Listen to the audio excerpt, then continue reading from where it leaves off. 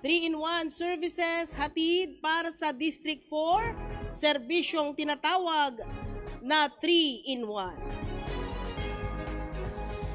Libreng tuli sa buong 4th District na sinimulan noong Mayo 21 at matatapos ng May 27, ginanap sa buong distrito para sa mga bata na nasa edad na maari ng tuliin.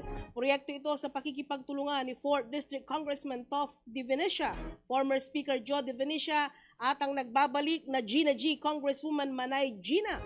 Sinimulan ito sa bayan ng San Jacinto kahapon at ngayong araw sa bayan ng San Fabian.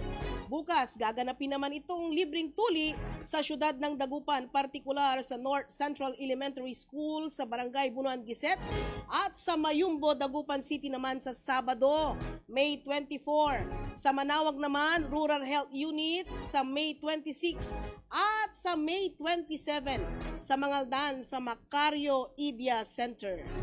Samantala, bahagi pa rin ng serbisyong 3-in-1 ang 65 na kabataan mula sa District 4 na nag-graduate sa TESDA Scholarship Program. Bago nga matapos ang buwan na ito, ang buwan ng Mayo, nag-graduate na sa mga kursong Automotive Servicing, Electrical Installation and Maintenance at Shielded Metal Arc Welding. Ang 65 na TESDA scholars mula sa 4th District, medyo marami rin ito, na nag-aral sa Mangaldan Technical Institute Incorporated. Kaya naman, siguradong makagamit nila ng husto ang bagong skills na natutunan sa paghahanap ng trabaho para tuloy-tuloy ang kanilang pag-unlad sa buhay. Tinatayang magkakaroon pa ng ilan pang mga scholars sa mga susunod na araw.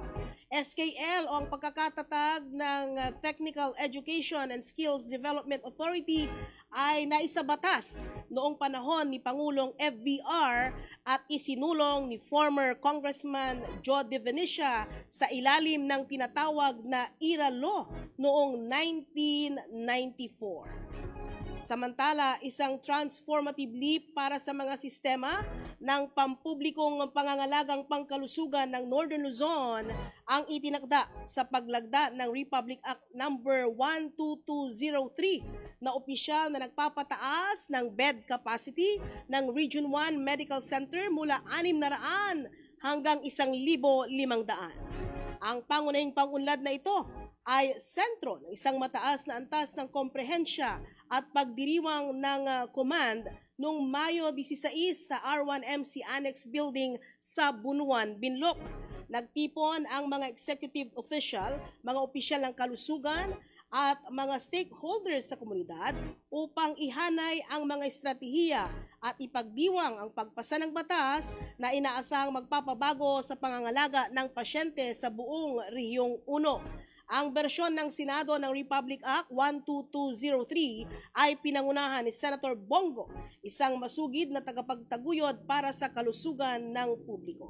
Habang ang bersyon sa Kamara naman ay itinakda ni Congressman Representative Christopher Divinisha na matagal nang nagtataguyod ng mga pampubliko o pagpapabuti ng lokal na pangangalaga ng kalusugan. Si Dr. Paula Paz Sijongo, Regional Director ng Department of Health, Center for Health Development 1 ay pinuri ang inisyatiba bilang isang visionary step tungo sa isang mas tumutugon at inclusive healthcare system. Sinamahan siya ni Dr. Joseph Roland Mejia, Medical Center Chief 2 ng R1MC at Dr. Michael Canto. Binigyan din ng mga ito ang panibagong misyon ng ospital na maglilingkod sa mas maraming pasyente na higit sa kahusayan at pangangalaga ng kalusugan.